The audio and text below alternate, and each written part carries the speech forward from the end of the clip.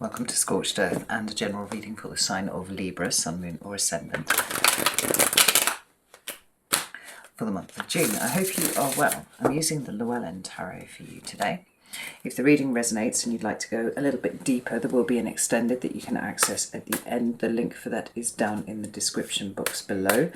And obviously if you support me on Patreon, you get access to all the extra videos for no extra cost. The link is also down in the description box for that. So, Libra, last one, for me at least anyway. Let's see what's going on with you. Could I have 3 cards for Libra, please?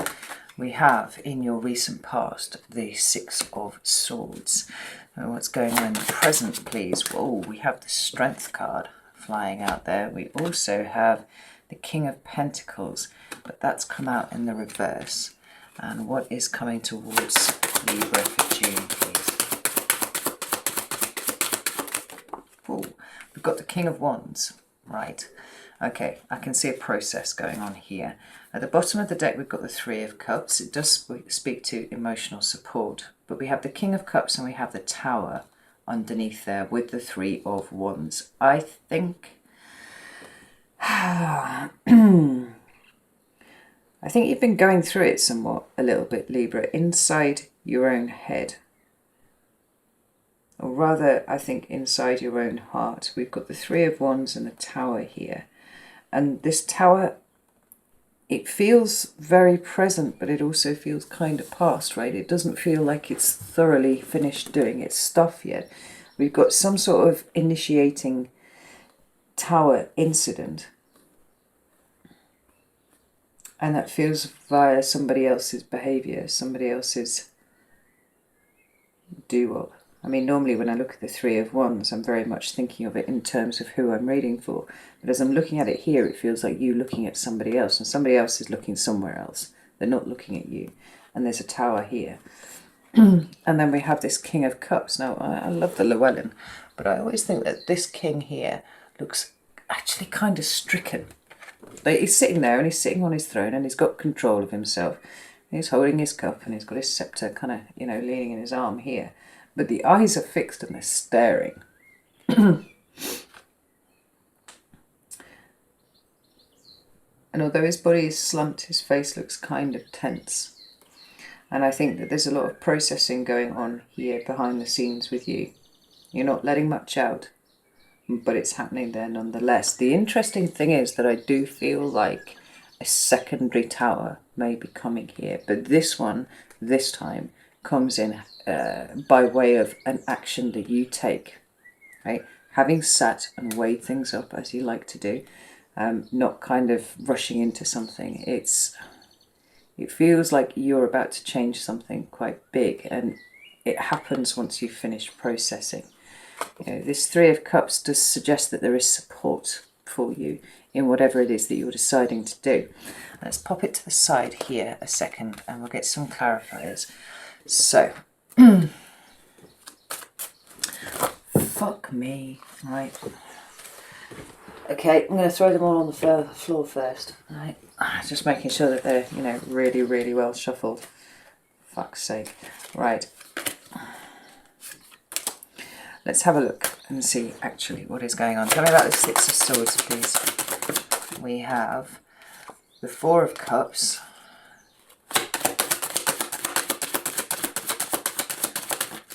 And we have the Page of Swords. Okay. Tell me about the Strength card and the King of Pentacles, please. We have the Fool card.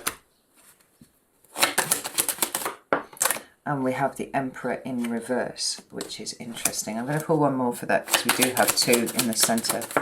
And we have the Hierophant, right? That's quite oppositional energy, actually. Tell me about this King of Wands. King of Wands. Well, we have the Queen of Wands. We have the King of Wands. And we have the Chariot. Yeah, I mean, this feels like a decision-making process to me, Libra, if I'm perfectly honest. We've got the Page of Pentacles and the Sun at the bottom of the deck, with also the Page of Wands and the 10 of... Oh, let's pull all of these out right here. You see all of those cards there. Page of Pentacles, the Sun, Page of Wands, the 10 of Cups, and the 2 of Cups. There are consequences, I feel, to whatever has happened and whatever your response is going to be.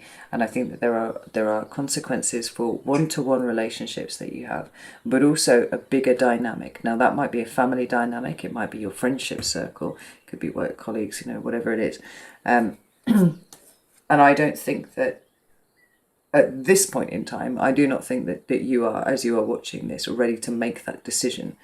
But with the Page of Wands, the Sun, and the Page of Pentacles, I do feel like there is a change of direction coming up for you, because you're looking for the Sun. You're looking for some of you, for what's good for, good for the children, actually, with the Sun card being here. But there's a lot to be said about your own personal happiness, your own personal joy. It's going off in a slightly different direction to where it has been and where it looked like it was going, So what we have in your recent past is the Six of Swords, and that speaks of leaving something behind, right? And it tends to be an intellectual position rather than an emotional position, right? Sometimes even a physical position, right? Because we can walk away from something and take all of the emotions that brought up in us, take them with us, right? So it's actually statistically amazing, improbable actually, how often the Six of Swords and the Eight of Cups come up together, right? They're talking about very similar things, but they're coming from very different perspectives. And this Six of Swords, whether it is somebody walking away from you walking from somebody else, or whether you're even just sort of thinking about contemplating the action of moving from what is kind of given to be quite choppy water into smoother, calmer waters, in pursuit of your own personal peace. We've got the Four of Cups and the Page of Swords underneath here, and I think we can say without question that where you are currently is not somewhere that is particularly fulfilling for you, right? That card speaks of rejection. It can speak of rejecting. It can talk to that kind of malaise that comes over us, boredom almost for some of you, but definitely for the rest of you, a sense that what is offered by where you are living right now, the situation that you are in, the circumstances that you find yourselves, are not in any way fulfilling you in the way that you would like. And so we've got this Page of Swords, we've got the mind kind of wandering to what you might do instead, right? Still kind of looking at this and it's going, right, well, here's my baseline as it is at the moment, and to be honest, it's pretty shit. I'm not really enjoying it. I'm going to go in a different direction where I'm not entirely sure, and I need to just keep checking in with this baseline as I'm doing it. Now, in your current energy, we have the Strength card, but we also have the King of Pentacles in reverse, and this feels to me like, do you remember I said when the Emperor and the Emperor and the Hierophant came up there, and the Emperor's in reverse and the Hierophant's in the upright, that there was somewhat of a conflicting energy between these two. I also feel that quite strongly with the Strength card and the King of Pentacles, not because they are opposing each other, but it's almost like you are leaning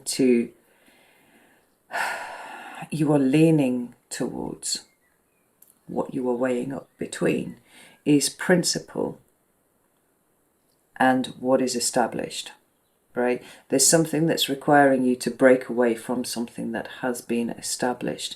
And this, in the first instance, seems like it will affect you, potentially materially, right? Not all of you, because some of you could just be dealing with a really shitty earth sign, right? That's Taurus, Virgo, Capricorn right there. Strictly Taurus, but could be anywhere across the board. The strength here is in having the courage of your convictions. And what are your convictions? Right? There's something about this whole situation that's made you very uncomfortable indeed. Remember the King of Cups with a slightly stricken look on his face. And, the emotions are probably all over the shop at this point, right?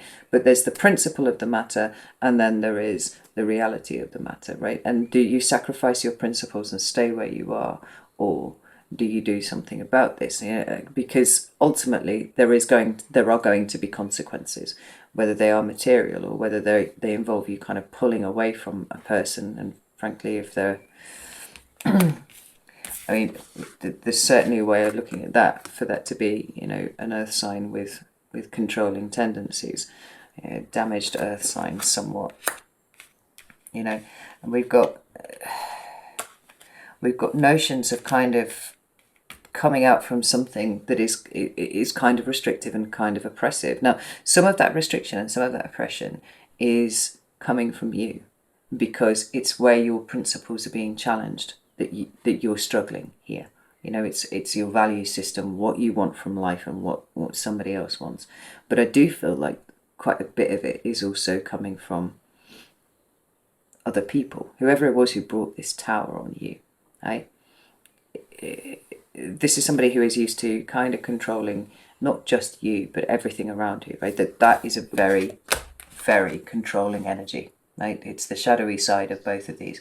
In the upright, these are amazing, strong, principled individuals who are willing to make difficult decisions to do what is right.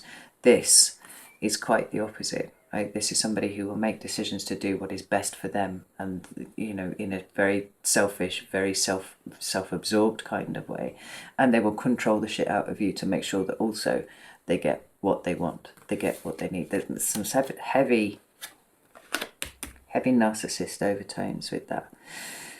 The issue for you, like I said, that torn between principles and action, is that, you know, we've got the fool on one side who is ready to walk away from something, right, and go off head up, being like, right, I'm leaving this behind, I'm releasing myself from this. And then we have the Hierophant, and the Hierophant is kind of like the concrete boots in this situation. It's like, no, I've got a sense of duty here, right? This has always stood, this is my history, this is my legacy, I need to stand with this right now, because, because this is important, this is the right thing to do, except that this feels the right thing to do as well. And so the scales are just constantly doing this, that and the other. But when we come into June proper, I feel like most of the month is actually you working out what you are going to do. And it's interesting that doing is the thing here. With the King and the Queen of Wands, it's doing. It is not about being complacent. It is not about standing still. It is not about just allowing things to kind of wash out come out in the wash.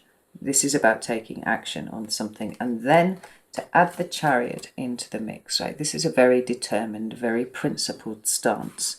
This is having the courage of your convictions. This is absolutely deciding, on something and then sticking to it.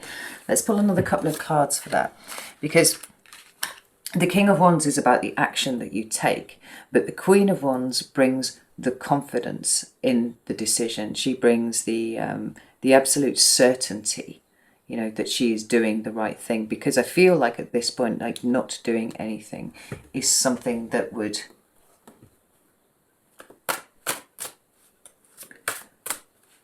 actually offend your principles somewhat. But this is the problem. This is why you keep going around in a loop. Now, why is the Queen of Wands here, please? We've got the Two of Cups, and it came out like this, right? So it is the potential of walking away from a particular relationship. And remember that we saw the Ten of Cups as well. So there is the potential for this to ripple out and affect more than just you. And then we've got the Hierophant again, But this time, the Hierophant is the wise one, and it's the Ten of Pentacles. We've got the Devil at the bottom of the deck there. That's Capricorn energy, but it talks about how one is trapped, right? It might well be a Capricorn that you're dealing with, right? It is about people who come from things from a place of fear, right? From a place of ego. Sometimes egos are very brittle when we're looking at this. Well, look at that. The Fool's sitting right behind it again. Ooh, and the Death card.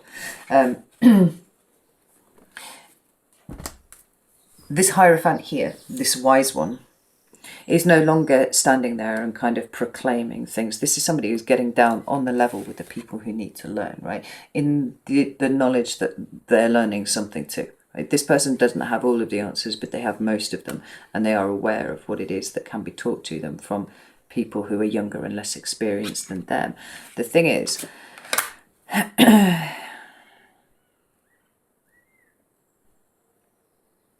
the difference in these two scenes is quite palpable when you start looking at the material side of it, because the Hierophant is just that triumph of pomp and circumstance, right? It's kind of how the optics of the situation look, whereas here with the Wise One there is nothing. And the only thing that these people really have is their word and their honour, right? And respect for each other, and that is all the way around here. Does this Pope have respect for these acolytes down here? I'm not sure. Honestly, I'm not sure. And I think it's about working out where the respect is, working out where the good behaviour is, working out where the bad behaviour is.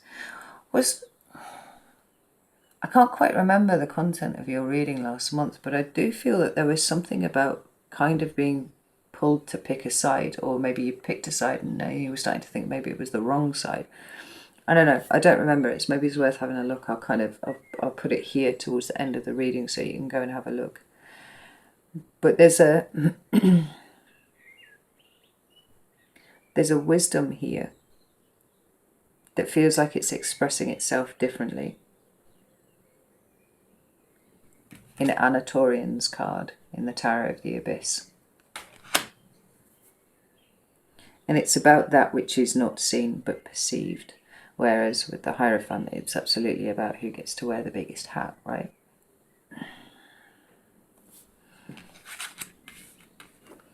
I feel like this is all about honour, and it's about responsibility, and it's about duty, and it's about the sharing of knowledge, not the disseminating from on high with a big hat kind of knowledge, but like getting down here, but also the mutual respect that all of these characters hold each other in, feels like you're pulling away from someone, perhaps a number of people, because there is something highly toxic about who you are dealing with at the moment. We've got the Fool and we've got the Death card underneath there. Like I said, releasing, liberating yourself from the influence, right? Because there's a very controlling influence going on here. And allowing the situation to transform. We've got the Ten of Pentacles here, and it does feel like there's somewhat of a restructuring going on in terms of what the security and the stability looks like. The cards that speak of security and stability here, there are 3 of them, and 2 of them are in the reverse. And the one that remains is full of pomp and circumstance. Like I said, it's very much about the optics of the ceremony. It's like that. Whereas this card and this card, these are both cards that speak of the commitment over here.